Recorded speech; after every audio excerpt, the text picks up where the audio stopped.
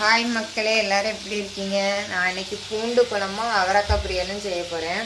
பூண்டுக்கு நேரத்தே உரித்து வச்சுட்டேன். பூண்டு இப்போ காலையில் எழுந்திரிச்சு சின்ன வெங்காயம் மட்டும் இது பண்ணேன். ஃபஸ்ட்டு புளியும் நான் இதில் சேர்க்க மாட்டேன்னா, அதனால் தக்காளி மட்டும் ஒரு 2 சேர்த்துருக்கேன். பூண்டையும் சின்ன வெங்காயமும் தக்காளியும் ஃபஸ்ட்டு வணக்கி எடுத்து அதுதான் மசாலா பேஸ்ட் அரைச்சி எடுத்ததுக்கப்புறம் பூண்டை இது பண்ணணும்.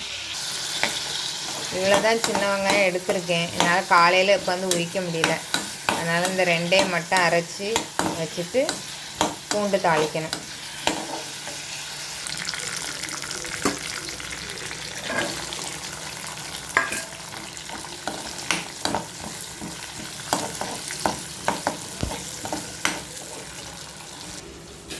நான் பூண்டு இந்த அளவு எடுத்திருக்கேன்.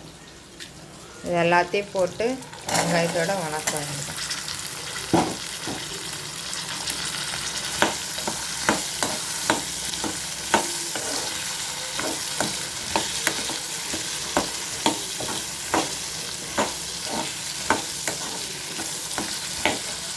இது நல்லா வதங்கினதுக்கப்புறம் தான் மசாலா ஆட் பண்ணணும்.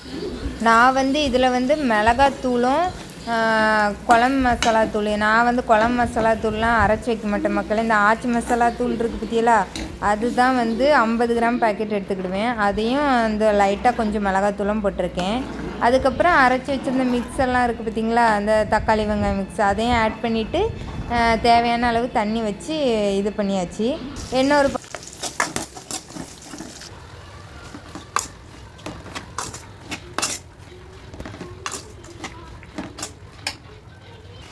இந்த அவரைக்காய் கூட்டுக்கு நான் வெங்காயம் பச்சை மிளகாய் கொஞ்சமாக சேர்த்து வதக்கிட்டு அதுக்கப்புறம் அவரைக்காய் போட்டுட்டு கொஞ்சோண்டு சிக்கன் மசாலா போட்டிருக்கேன். ஏன்னா பொண்ணுக்கு கொஞ்சம் மசாலாவாக இருந்தால் தான் பிடிக்கும். அதனால் சிக்கன் மசாலா போட்டிருக்கேன். இதில் தேங்காயெலாம் நான் சேர்க்க மாட்டேங்க. அப்படியே அதை வேக வச்சதுக்கப்புறம் அப்படியே எடுத்துருவோம். குழம்பு அழகாக கொதித்து எண்ணெய் பிரிய ஆரம்பிச்சிருச்சு. ஏன்னா கொஞ்சம் நேரம் சிம்மில் வச்சு இறக்கிட்டோன்னா குழம்பு ரெடி மக்களே. பூண்டுலாம் அழகாகவே வெந்துருச்சு. அதுக்கப்புறம் இதுக்கு கூட்டுக்கு நான் டிமார்ட்டில் ஒரு வெங்காயம் அப்படம்னு வாங்கிட்டு வந்திருந்தேன். அதையும் பொரித்து எடுத்துக்கிட்டேன். ஏன்னா பசங்களுக்கு பூண்டு குழம்புனாலே சாப்பிட்றதுக்கு ரொம்ப முடப்படுவாங்க. இந்த அப்பளம் இருந்துச்சுன்னா வச்சு ஊட்டி விட்டுருவேன். அதனால் அதுக்கப்புறம் குழம்பெல்லாம் இறக்கி டிஃபன் கட்ட ஆரம்பித்தாச்சு மக்களே. எல்லாமே ரெடி ஆயிடுச்சு. காலையில் 7:30க்குள்ளே செஞ்சு முடிச்சிட்டேன். அதுக்கப்புறம் நான் கொஞ்சமாக வச்சு சாப்பிட்டேன். ஏன்னா பூண்டு குழம்பு வச்சது எனக்கு வயிறு சரியில்லைங்கிறதுக்காண்டி தான் கொஞ்சமாக சாப்பிட்டுட்டு டிஃபன் கட்டிட்டேன். மக்களே, டிஃபன் பாக்ஸ் பேக் பண்ண போகிறேன். இங்கே பாருங்கள், இவ்வளோ பூண்டு வச்சுருக்கேன். இது முழுசாக போட்டால் பசங்க சாப்பிட மாட்டாங்க. அதனால் சோத்தோடு நல்லா பிசைஞ்சு நசுக்கி விட்டுற வேண்டிதான்.